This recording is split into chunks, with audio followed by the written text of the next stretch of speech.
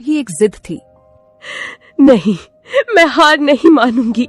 मैं माँ हूँ और माँ कभी घोंसले में बैठकर अपने बच्चों को यूं मरता नहीं देख सकती।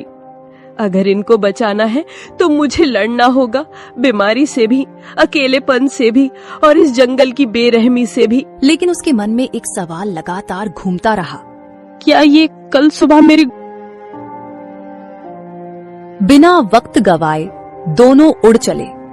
जंगल के भीतर झाड़ियों के पीछे एक पुराना सा बिल था। बाहर लगे बोर्ड पर लाल निशान से पता चल गया, यही डॉक्टर का घर है। डॉक्टर साहब, जल्दी बाहर आइए, एक माँ के बच्चे बीमार हैं, बहुत बुरे हाल में हैं। कुछ पल बाद डॉक्टर चिंटू बाहर आए। कितने दिनों से बीमार है? 2 दिन से, लेकिन रात में हालत और बिगड़ गई। ले चलो मुझे, मैं खुद देखूंगा। कुछ देर में तीनों घोंसले पर पहुंचे।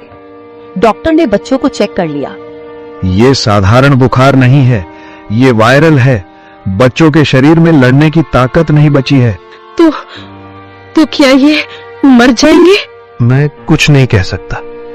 मैं दवा दूंगा, अगर ऊपर वाले ने चाहा तो बच जाएंगे, पर मैं कोई गारंटी नहीं देता। तुम तो डॉक्टर हो, तुम्हारे पास उम्मीद होनी चाहिए। मैं दवा दे सकता हूं बहन, चमत्कार नहीं। जब शरीर साथ नहीं देता तो दवा भी हार जाती है।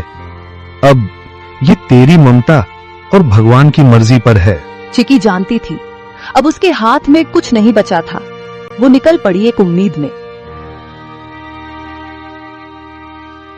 वो जा रही थी उस पेड़ की ओर जो जंगल के बीचों बीच सबसे ऊंचा था। एक ऐसा स्थान जिसे पक्षी शांत शिखर कहते थे। वहां कोई शिकारी नहीं आता, न चीलें बैठती हैं, न कौवे मंडराते। ये कोई आम डाल नहीं थी, ये वो जगह थी जहां आकाश और आत्मा एक हो जाते हैं, जहां हर पत्ता, हर हवा, हर किरण साक्षात ब्रह्मांड की भाषा बोलती है। चिकी वहां पहुंची, कांपती, थकी हुई लेकिन जिंदा उम्मीद से भरी हुई।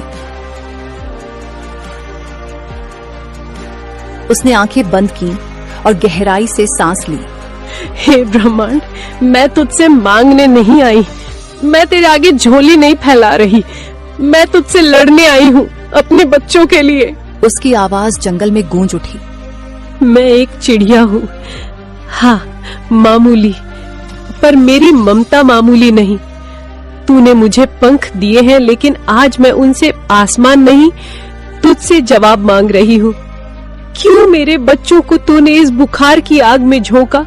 तू ही बता। उसने आकाश की ओर देखा। उसका शरीर कांप रहा था, लेकिन उसकी आवाज पत्थर तोड़ देने वाली थी। तू सब देखता है ना, तो देख, देख मेरे बच्चों की तड़प। अगर तेरे नियमों में न्याय बाकी है, अगर इस जंगल में जीवन के लिए कोई जगह है, तो मेरे बच्चों को लौटा दे, वरना इस शांत शिखर से एक मरे हुए माँ की चीख उठेगी जो पीढ़ियों तक गूंजेगी। बाद उसने आंखें बंद की और गहराई से सांस ली। हे ब्रह्मांड, मैं तुझसे मांगने नहीं आई, मैं तेरे आगे झोली नहीं फैला रही, मैं तुझसे लड़ने आई हूँ अपने बच्चों के लिए। उसकी आवाज जंगल में गूंज उठी।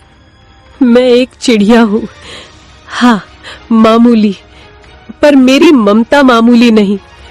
तूने मुझे पंख दिए हैं, लेकिन आज मैं उनसे आसमान नहीं, तुझसे जवाब मांग रही हूँ।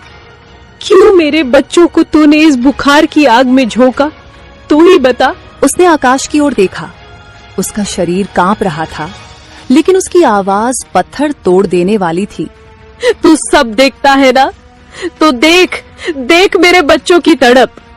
अगर तेरे नियमों में न्याय बाकी है, अगर इस जंगल में जीवन के लिए कोई जगह है, तो मेरे बच्चों को लौटा दे, वरना इस शांत शिखर से एक मरे हुए माँ की चीख उठेगी जो पीढ़ियों तक गूंजेगी।